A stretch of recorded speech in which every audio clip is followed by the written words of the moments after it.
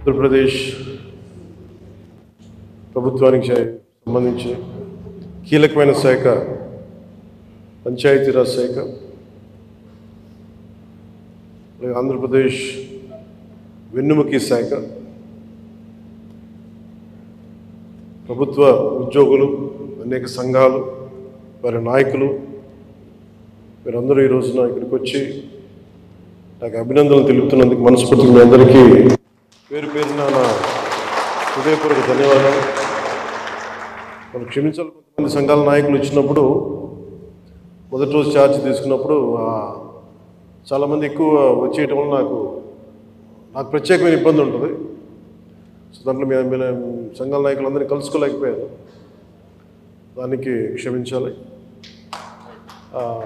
అందుకని వెంటనే నా దృష్టికి రాగానే వెంటనే మీకు ఫోన్ చేసి మీతోనే మాట్లాడినట్టు. అంటే నా ఉద్దేశం ఏంటంటే నిర్లక్ష్యం చేసే వ్యక్తిని కాదని చెప్పడానికి,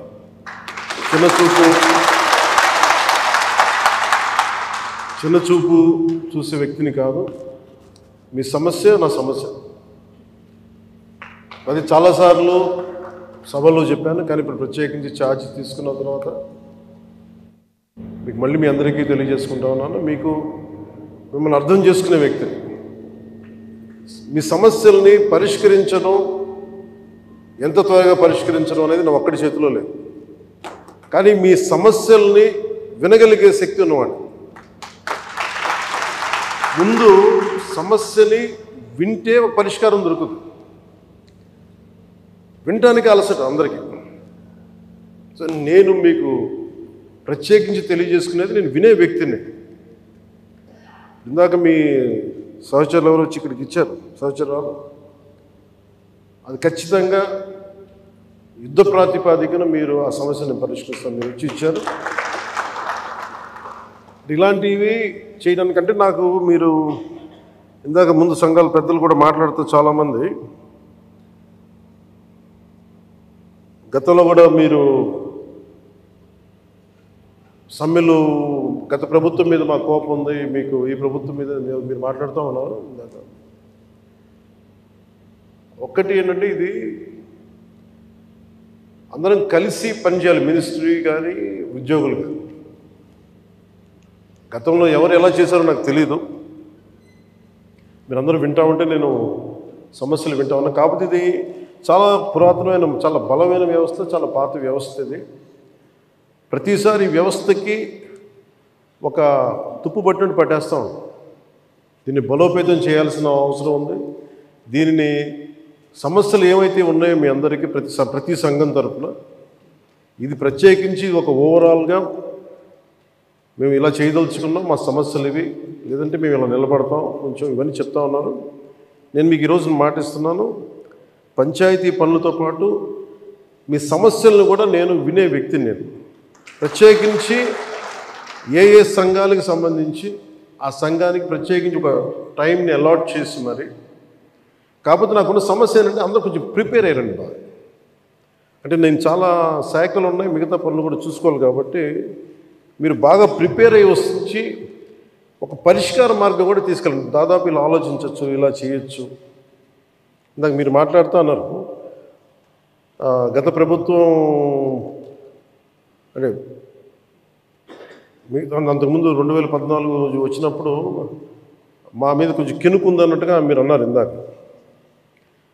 అది అంటే భయపెట్టేవాడికి భయపడతారు, కానీ కొంచెం ఓపెన్గా సహజంగా కొంచెం వినేవాళ్ళతోటి ఎక్కువ ఆ బాధను గత ప్రభుత్వం మిమ్మల్ని అందరినీ భయపెట్టింది.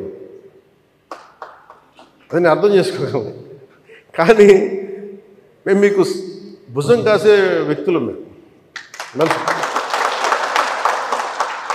అందుకే ఒక వ్యవస్థని తిరిగి బలోపేతం చేయాలంటే చాలా చాలా కష్టసాధ్యమైంది. నాకు నిజంగా చెప్పాలంటే ఒకసారి నాకు ఇది నేను చాలా ఆనందంగా ఎంచుకున్న శాఖ. నేను ప్రభుత్వ ఉద్యోగ కొడుకుని, ఆ జీతాల మీద మేము పెరిగిన వాడిని. మా నాన్న జీతాలు రాకపోతే మమ్మల్ని స్కూల్ బయటికి పంపించి మళ్ళీ జీతాలు వచ్చిన తర్వాత మళ్ళీ స్కూల్లోకి అలౌ చేసినాయి, అవి కూడా ఉన్నాయి నా సంఘటన. అలాంటి సంఘటనలు ఉన్నాయి. అందుకని కష్టాన్ని అర్థం చేసుకోగలను. అంటే 1వ తారీఖు జీతం రాకపోతే ఏమవుద్దు నాకు అనుభవం ఉంది. అలాగే ఆఖరి వారంలో డబ్బులు అయిపోతే కూడా ఆ పరిస్థితి కూడా నాకు తెలుసు. మా పొరపాటున మేము ఏదో ఇవి జరిగిపోయినాయి, కానీ మేము ఇలా ఈ సినిమా రంగంలో ఇవన్నీ ఉండటం వల్ల బేసిక్గా చాలా సాధారణ స్థాయి నుంచి వచ్చాం కాబట్టి అన్నిటికంటే కూడా సాధారణ స్థాయి మాకు భగవంతుడి వచ్చిన మమ్మల్ని తీసుకొచ్చిన సాధారణ స్థాయి కష్టాలని మేము మర్చిపోం. అందుకని ఈ రోజున రోడ్ల మీద బయటికి వెళ్ళి ఎందుకు ఆగి ఎందుకు మాట్లాడతానంటే ఆ కష్టం ఎలా ఉంటుందో నాకు తెలుసు. ఇందాక మీరు ఇచ్చిన రిప్రజెంటేషన్ కూడా ఆ కష్టం ఎలా ఉంటుందో నాకు తెలుసు. సో ఇలాంటి స్పందనకి వెంటనే ఉంటుంది. కదా నేను కోరుకునేది అంటే మిమ్మల్ని గత ప్రభుత్వం మిమ్మల్ని భయపెట్టింది. అంతకుముందు ఉన్న ప్రభుత్వంకి మీరు ఏదైనా ఒక నిరసన చెప్పడానికి చాలా బలంగా చెప్పగలిగేవారు. కానీ ఇప్పుడున్న కూటమి ప్రభుత్వం మీకు అండగా నిలబడుతుంది. ఫస్ట్ ముందస్తుగా మేము మీతో గొడవ పెట్టుకోవడానికి లేదు ఫస్ట్. ఎందుకంటే బ్యాడ్ బ్లడ్ ఉండకూడదని ఫస్ట్ ఫోన్ చేశాను మీకు. అరే వస్తే నువ్వు కలవలేదండి, నువ్వు కూర్చొని పెద్ద ఆఫీసులను కలుస్తాం, మమ్మల్ని కలవవా అని ఒక చిన్న బాధ ఏదైనా ఉంటుంది. ఎందుకంటే నాకు తెలుసు, మా నాన్న బాధ నాకు తెలుసు. అందుకని వెంటనే ఫోన్ చేశానండి. ఆ కష్టం నాకు తెలుసు. ఇంకా నేను మీకు ఒకసారి ఏమైపోతుంది, అందరూ ఒకేసారి వచ్చేస్తే నేను మాట్లాడలేని పరిస్థితులు తప్ప మీరు 1-on-1 కూర్చొని గ్రూప్గా కూర్చుంటే మటుకు నేను చాలా మీకు ఫస్ట్ వినే వ్యక్తిని. నేను విన్న తర్వాత పరిష్కార మార్గం వెతుకుతాను.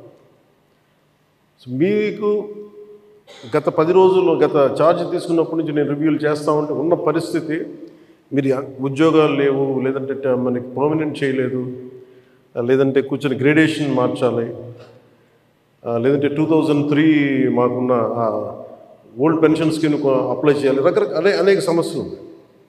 వీటన్నిటినీ చాలా క్షుణ్ణంగా మీ దగ్గరతో వింటాను. కాబట్టి వీటన్నిటికీ మించి మూలం ఆర్థిక మూలం. రాష్ట్ర విభజన జరిగినప్పటి నుంచి ఈరోజు దాకా ఆంధ్రప్రదేశ్ ఇంకా ఉణుకుతూనే ఉంది, ఆర్థికంగా నిలదొక్కుకోలేదు. మేము కూడా ఓటు చీలకూడదు, అందరూ కలిసి రావాలి. ఎందుకన్నామంటే అసలు ఆంధ్రప్రదేశ్కి ఒక బలమైన రాజకీయ వ్యవస్థ ఉంటేనే కింద ఉన్న మనకి పనిచేస్తున్న ఉద్యోగులందరికీ కూడా ఒక భద్రత ఉంది.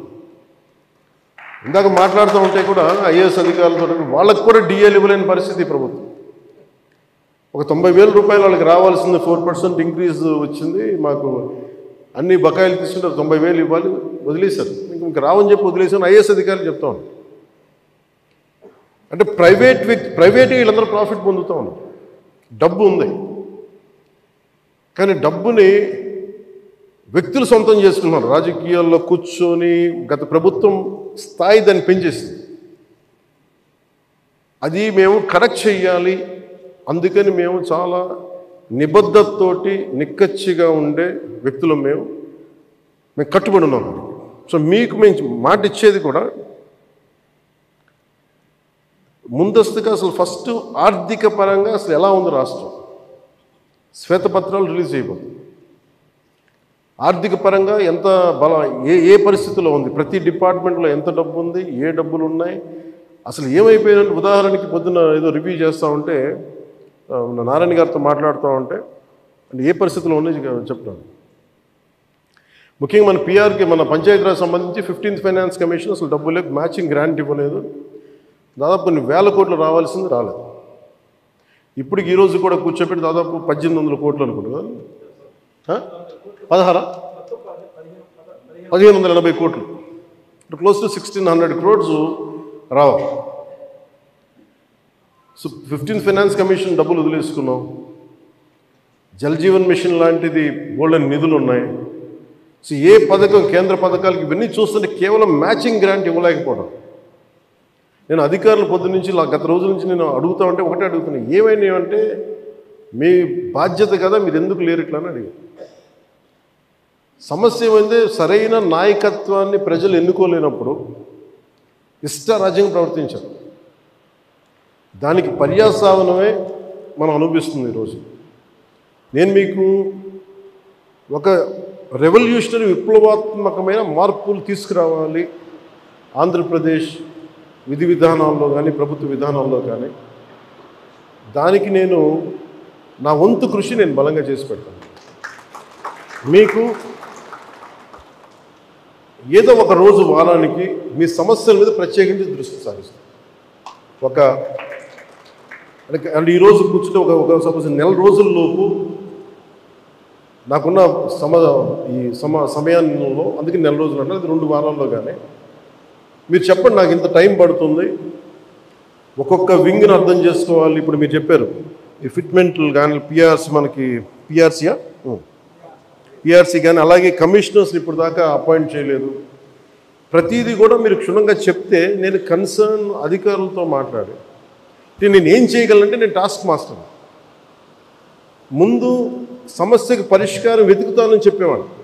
నేను పారిపోయే వ్యక్తిని. నాకు రాజకీయాలు నాకు అవసరం లేదు. కాదు నేను ఎందుకు వచ్చానంటే ఇది నా నేల అనుకొని వచ్చాను. ఇది ఎవరో మీ తరపున నిలబడి మాట్లాడటానికి ఇన్ని కోట్ల మందికి నిలబడాలి, నా వంతు కృషి చేయడానికి వచ్చాను. దాంట్లో భాగం మీ భవిష్యత్తుకి, మీ భద్రతకు కూడా నేను మనస్ఫూర్తిగా మాటిస్తున్నాను, ఇది నిలబడి. సో నేను కోరుకునేదల్లా మీకు